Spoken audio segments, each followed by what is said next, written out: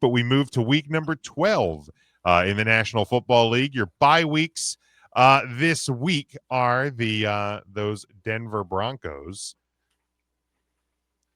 The Denver Broncos. Still no third loss. So Devin, once again this week, no Dolphins. No loss for the Dolphins. No loss for the Dolphins. But a loss for us. Here's EJ. There it is.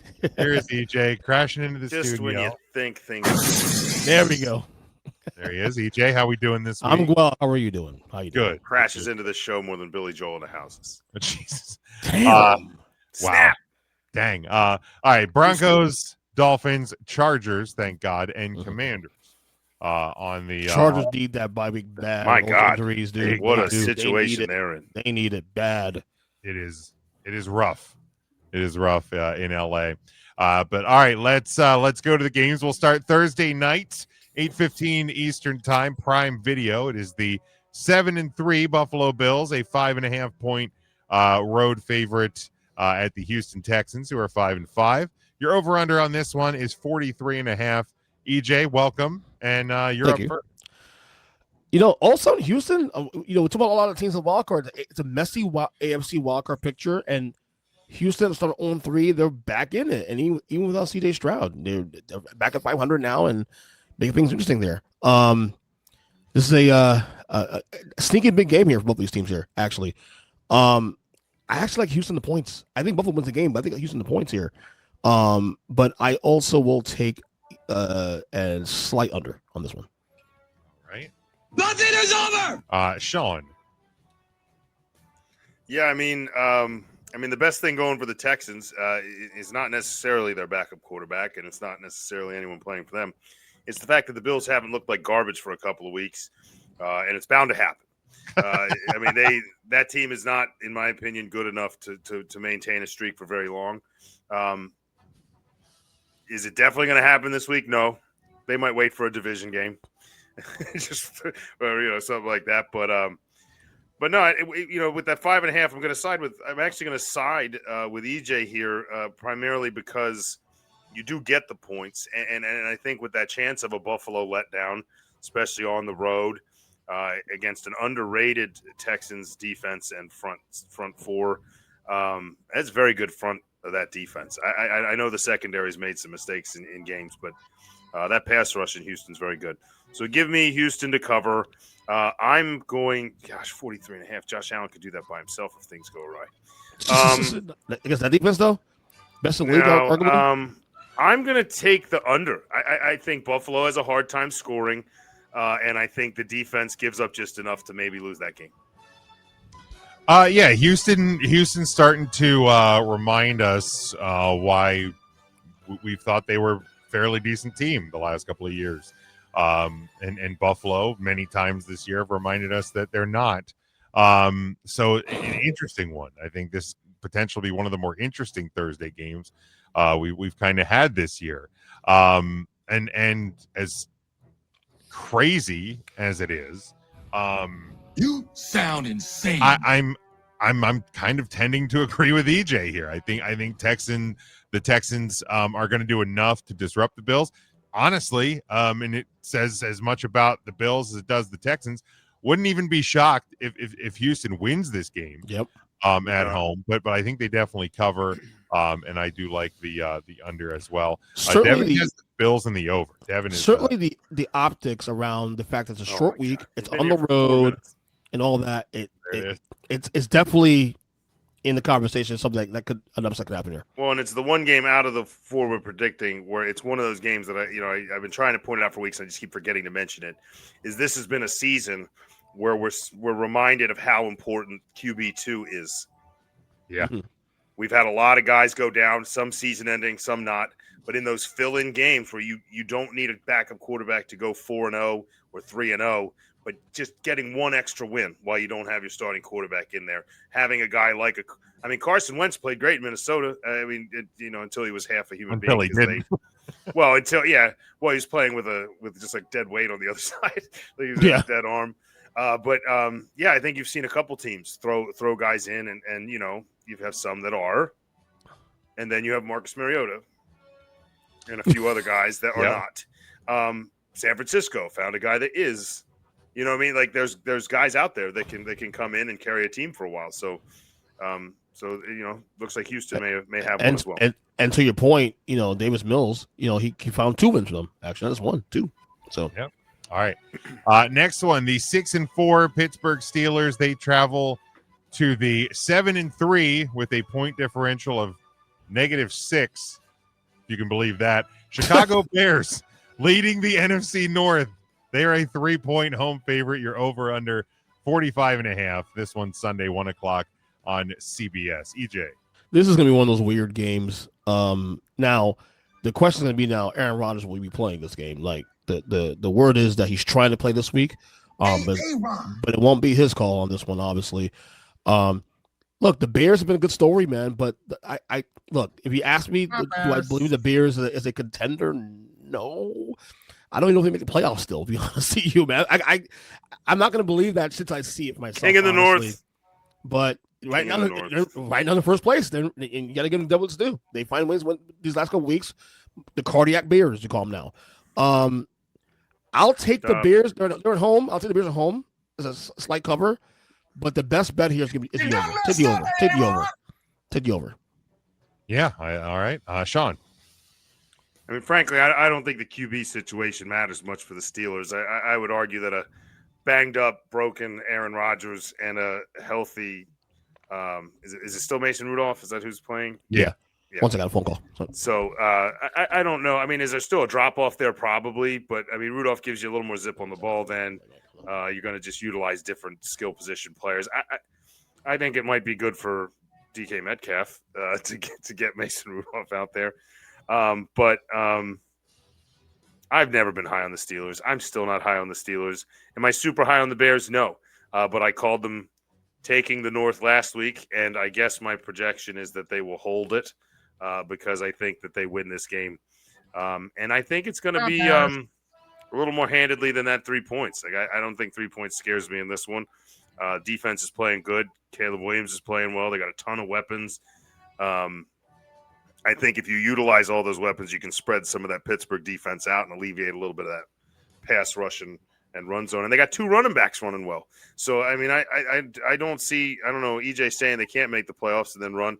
I'm not seeing a lot of holes in the Bears roster compared to that middle of the field that says they can't. So, give me that. Give me the under because I think that Pittsburgh's defense will hold them to less points than people think, and Rudolph may have trouble scoring against the Bears. So give me the under on that one. Yeah, I mean, look, their 7 wins are against, lesser than teams: Cowboys, Raiders, Commanders, Saints, Bengals, Giants, and Vikings. But you don't get to control the teams that you play. Right, and you're proving you're better than them, which puts you closer to that precipice of, like, being in the play. You know what I mean? Like, those teams are better than the teams below them, so they should kill them, right? Right. So. And, 2 of their 3 losses came in the first 2 weeks of the year when you have a brand new head coach. You're still figuring things out. Speaking of which, I don't know if you've seen the video of head coach Ben Johnson coming off the field, going into the locker room at the end of this game. A game that they won, again, against a divisional opponent, by the way. Dude looked like he was, like, ready to punch through a cinder block wall. Like, you want to know why the Bears are 7-3? And despite a -6 point differential, which, again, they lost 52-21 to the Lions in week 1. That's where that -6 comes from, because their other losses were a lot closer than that was. It's because of Ben Johnson. Like the guy is a great coach, probably the best coach they've had in Chicago. I forget who was the coach. Was it Lovie Smith? Definitely the best coach since Lovie Smith. I'll declare that already. Because they've just had a comedy of errors for a long time. And it's taken time for that team to get somebody who knows and is really good in today's NFL. And Ben Johnson certainly looks to be that. And, yeah, the Steelers, they're floundering. They're not a good team. They're up, they're down, they're up, they're down, they're up. Like I didn't think they were going to beat Cincinnati last week. And then they have a game, all but they lose their quarterback. And they now you have some injury woes again. But whereas you have the Bears they haven't really been. They've just been a slow, steady riser. And I think the more you're right, Ben Johnson, the more he settles into that offense and the more he settles into being the guy on top. I think that's like That's a little bit of a jump. It's a little steep. You got to delegate quite a bit and kind of do your thing. But, now with the emergence of a second running back that lets you kind of limit the risk of Swift getting hurt, but kind of provide a little mini version of that thunder and lightning you had in Detroit, where you have a rookie that can pound up the middle and they can run with a head full of steam. And then you have DeAndre Swift, who kind of provides that Gibbs-esque, shiftiness and hands out of the backfield. So he's got a very similar offense to as far as weapons go, maybe even more so than Detroit, because you have guys. You may not have an Amon-Ra St. Brown, but you have more guys deeper, that could be. We don't know what Burden is yet, and we don't know what some of these guys are. And you have a second tight end. You have Kmet and Loveland sitting there that have both proven they can catch balls in the red zone. So you have a lot of things at your disposal, and I think he's really starting to have some fun with some of those toys. Right. Back to it though. The Steelers aren't good. They're going to continue to be not good. They're on their way to a losing record, probably on their way to a new head coach, on their way to a new quarterback. Give me the Bears. Give me the Bears to win, cover easily. I will take the over. Actually, I'm going to take the under, because while I think the Bears can score points, I don't think the Steelers are going to this week with a backup quarterback. Bears. So yeah, give me Bears and the under. Devin has Bears in the under as well. So there we go. Polish sausage. All right, next one, Sunday, 1:00 on CBS. I'll bring the clock in for these last two. Yeah, I won't take two on this one. The 8-2 Colts, they travel to the 5-5 and out of the AFC playoff picture, or at least the playoff seeding as of now. The Kansas City Chiefs, and somehow a 3.5 point home favorite. Your over under is 50.5. Sean. Look, the powers that be and the big networks and the fantasy gods and everyone else are going to keep telling you that buy low on the Chiefs, buy low on the Chiefs, buy your stock now. Stop it. This is a team that has shown nothing but mediocrity. You just had a bye week with one of the best coaches of all time. You come out flat. Mahomes doesn't have the zip. He has the weapons, doesn't have any production from it. And this team looks listless and sad. And it looks like it's something no one's talked about this whole time, is when the Eagles lost to the Chiefs in the first time they played them, was that Super Bowl loser curse. And it hasn't hurt the Chiefs before, but they've never been this old. And I think some of the grueling run of that Super Bowl and the aging and then the hard schedule, I think it might be caught up to them a little bit this year. And I think you just stop buying it. Stop buying in on hope. Just look at them as the team they are. And they're a team that's not as good as the Indianapolis Colts in any aspect of the ball. You can tell me they have a better quarterback. Sure. Awesome. Give me the Colts in this one. Colts, not only to cover, but to win outright. And I don't think it hits 50.5, because I don't think the Colts are going to have to score that many points. And I don't think the Chiefs can. Yeah. And another thing that we're talking about, optics and things, because EJ is I think going to be popping back in here. But people talk about optics. EJ talks about optics. I do. The optics around this Chiefs team are bad, and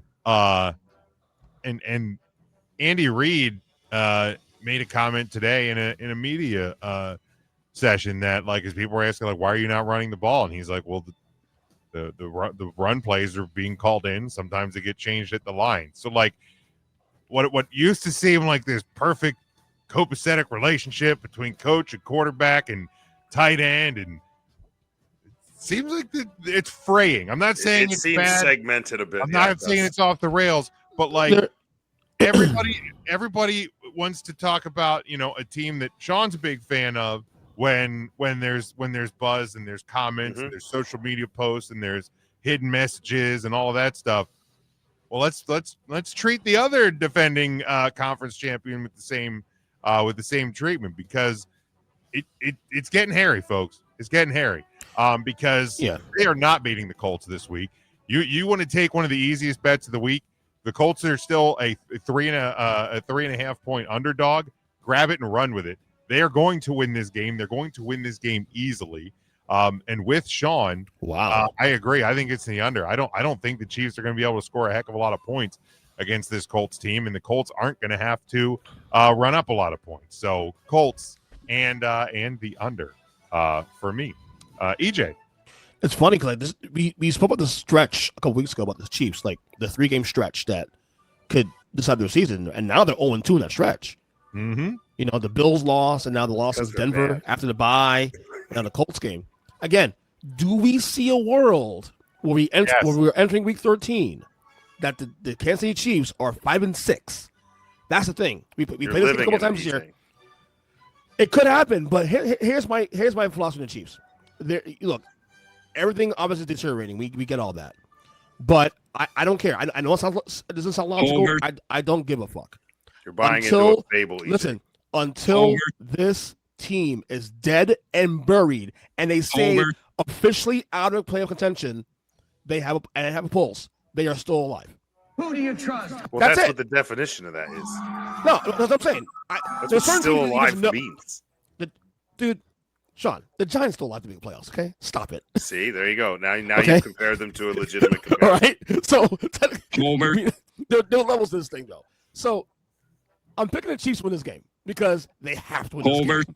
Okay. But, bro, if they lose this game this week against the Colts, whew, we got a lot to talk about next week on the show. Yeah. I'll tell you something right now. If the Chiefs and the Ravens miss the playoffs this year, all 7 teams, in my opinion, that make the playoffs are all live to go to the Super Bowl. Like I can see any of the 7 teams going to go to the Super Bowl because once you limit the two biggest favorites, everything's wide open. So everybody's a contender by default. So give me the Chiefs, give me the over. But man, this is a huge game, huge game for both teams, really too. Yeah, so right now, your AFC playoff teams would be Denver, New England, Indy, Pittsburgh, Buffalo, Chargers, and Jaguars. Man, the Jaguars just won't go away. They are so fucking weird, bro. They're so they weird. look awful. The NFC is the same way. Eagles, Rams, Bears, Bucks, Right. Seattle, Green Bay, San Francisco. But like right outside of San Francisco, you have Detroit at 6-4, Carolina 6-5, Dallas at 4-5-1. Even the Vikings at 4-6 are still kind of Just lingering. And Jim, we live in a world right now that by the time we come back here on Tuesday, the Carolina Panthers might be in first place in the NFC North and the NFC South. They could be. Could be. They could be. They have an easier game than the Bucks do. We'll talk about that here in a second. But yeah, the playoff pictures are insane.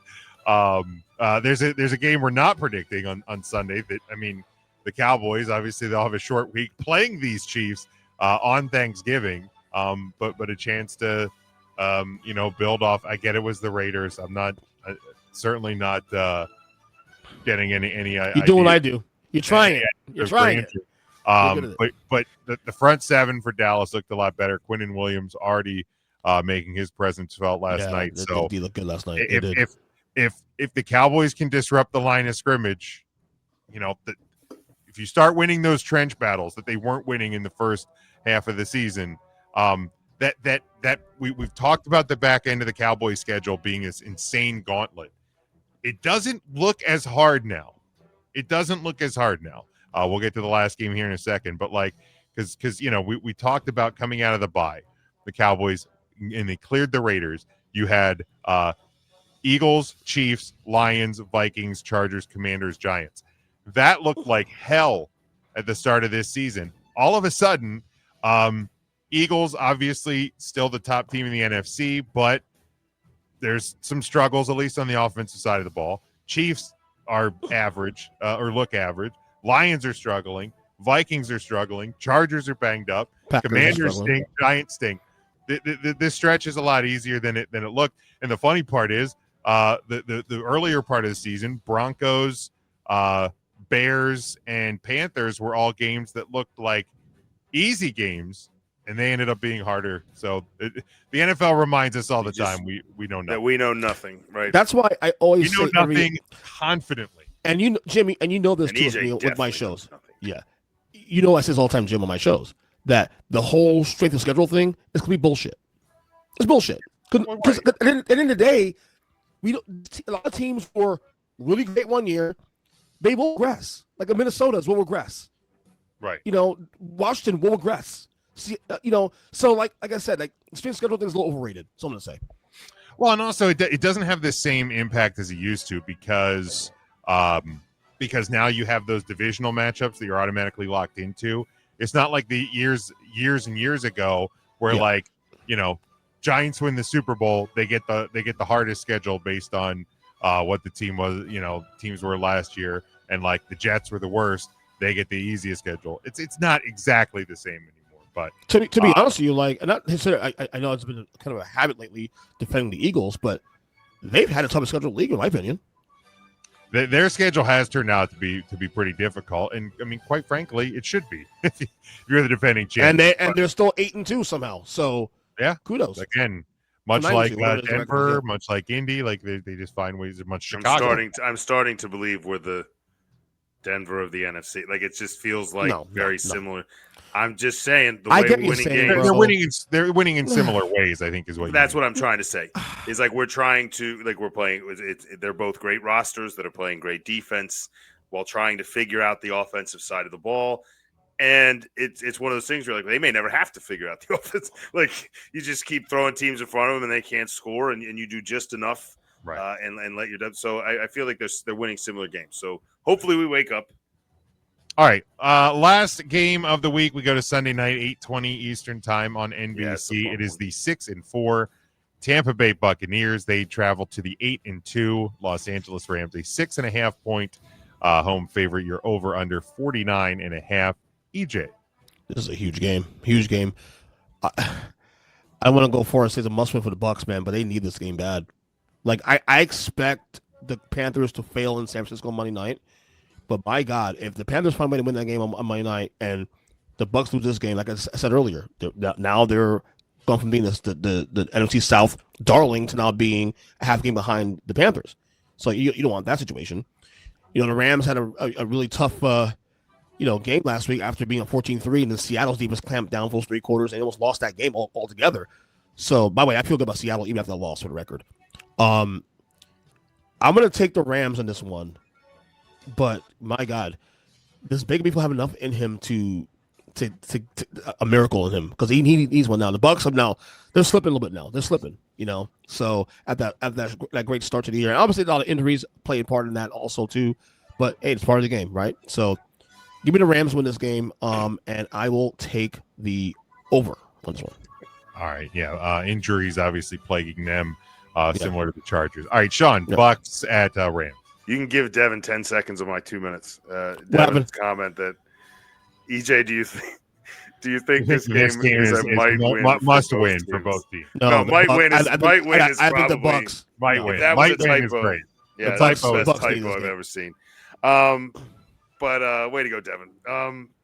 No, I agree with you. I think this is all but a must-win for the Buccaneers. I'm not going to say it, in the long term of the season that it's a must-win. But I mean, you're slipping, and you want to get your hooks in the cliff. This would be a good time to do it. Unfortunately, this is not the team to do it against. I do love Baker Mayfield on prime time, so I think he's going to do his best to make a push. I just think with the injuries, they don't have the roster to compete with the Rams. I don't see it. And Matt Stafford's playing at an elite level. Man, that 6.5 is big, and I really want to take Baker Mayfield to cover that 6.5, and I just don't think I can do it. I don't think they know who's taking the reins in the running game. I think their receiving core is so beat up. Baker hasn't looked himself, and I think the Rams jump on him early, and I think they're able to run some clock out late. Give me the Rams to cover 6.5, and I'm going to push the over on the 49.5.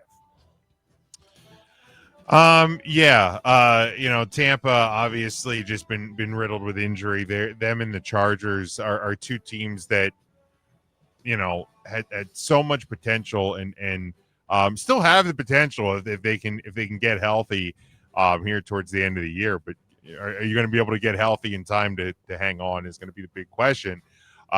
This week is not a good time to have to try to start that. Nope. Going to a team that's clicking. Potentially, I think at the start you might see a flash out of the Bucs, because the Rams may be coming off that emotional divisional win. But ultimately, they're the better team right now. And when you get right down to it, the better team should, I say that sparingly because of the way this season has gone, but should win the game. And I think they do actually even cover that 6.5. I will go a slight over. The Bucs are going to have to score points to keep up with this Rams Yeah, offense. I agree with that. 100%. So yeah, if they can't score, they're going to be in a lot of trouble because the Rams can, and they can do it a lot. So that's where we'll leave that. Devin did have the Chiefs in the over in that last one. He has no comment on this one. That's fine. He did enough to ask. It's a might win. It's a might win. For both teams. It's a might win for a lot of teams. It's a must. By the way, if I ever buy the Eagles Jaworski shirt, I'm putting that quote on the back of the shirt. A might win for both teams. It's a might win. It's a might win. Look, I'll grade it. It's a must win for the Bucs. They need this win. Yeah, I mean, I still won't even bite on that yet, just because that division, Panthers obviously right. Being a half game behind the Panthers is not like being a half game. Right. That's why the folks want to say we must win, because of the fact that, like, okay, even if you go that half game to Carolina, it's like almost laughable. I don't think it ultimately is going to be it's a might win. It's a might win.